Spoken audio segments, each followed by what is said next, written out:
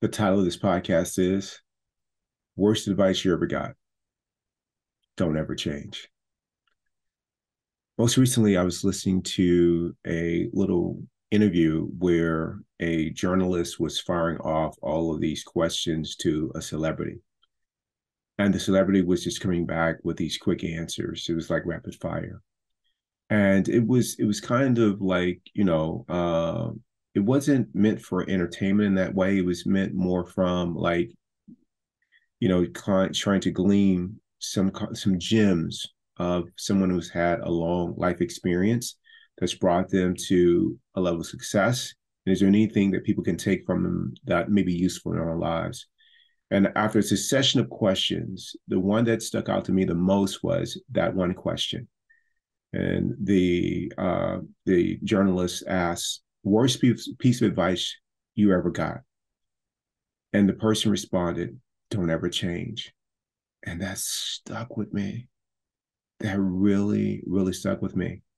It's not a question that it's not something that people ever said to me, but I'm often struck by the number of people that report or say that I'm not changing for anyone. These are my values. These are my principles. This is the way I grew up. I am who I am. I'm not changing. And I think that was while I didn't have that experience myself of saying that when people ask me, hey, is this the way you eat or how you work out? Or, Keith, you make people feel, self-conscious, or you are controlling. I never thought to myself, like, don't ever change. But internally, how rigid I was in my ways, especially the one about always being right. That's exactly what I was doing. I was saying to the world, and there was an internal thing that I was saying was, don't ever change.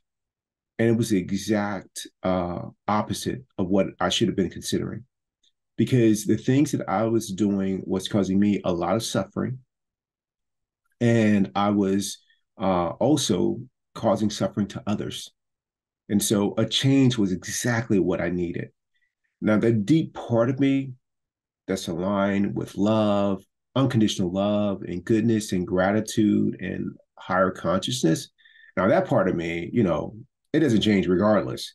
And I can put everything on top of it with these past experiences that I've allowed to scar me, the narratives that I have, composed that became a way that I began to see the world and live into that about this group of people are this way and this person is that way and this is the only way things should be and here's the right way to go to change this. All of those narratives that I spun and then I start to live into, whether it's like I will never be happy in Yuma, Arizona, although I spent 4 years there living into that prophecy, that foreshadowing, that I can't be happy working under this person. Well, you're right. As long as you have that kind of attitude, you won't be. And it's not about the person. It's about you being able to be happy regardless of who the people are that you are around. You work on that. And if you work on that, it won't matter who you're around. But so the advice that while it wasn't as direct as you need to change, or in this case, don't ever change, which is, I agree, not great advice. While it wasn't direct, people gave me advice, gave me suggestions on how I could live a more peaceful, fulfilling life. Whenever I would be upset about something or angry about something that someone did, whether it's my stepfather from the childhood that I grew up into, or whether it was how I thought somebody treated me. And I would bring it up.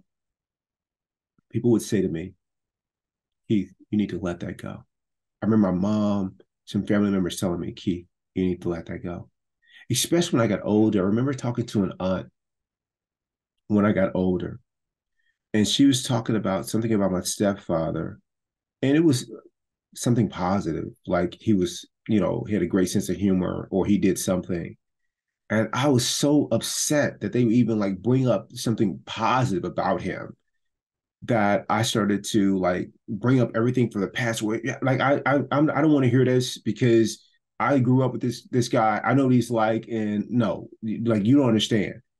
And they just looked at me in my 20s and they said, Keith, you need to let that go. So what they were asking me to do, encouraging me to do was to change my heart, to change what was going on internally that I was now projecting externally, to change all of that, but I couldn't do it. Me talking about like a family member, and perhaps that's something that others are doing. They're talking about family members or loved ones about how they won't change. Let's not focus on them not changing. Let's focus on you changing with the advice that I was given, which was let it go. I remember being so upset about flights being delayed when I was traveling somewhere, and then complaining about my travel mates, about complaining to my travel mates about the situation and delay, and I want to get in late, and it impacts my whole day. Now, there's thousands of people around the world whose travel is being impacted, but mine is the only one that matters in this moment. And I remember my travel buddies not saying anything like, Keith, you need to let that go. But they didn't complain. They didn't join in. They just took out their laptops, took out a book, started reading, started making phone calls to loved ones, laughing over the phone, doing all these things where I just sat there and I just brooded about all of it. Again, they didn't say directly, let it go, or you only have this moment. Make a conscious choice of what you choose to do with it. They didn't say that. They just let me know through their actions. And I ignored every single one of them. So let me give you the best advice that a person can give you. That if you are suffering internally, and how do you know you're suffering? Because you complain, you resist, you don't see the humanity in other people, regardless of what their behaviors are. You can't separate the two. You judge others.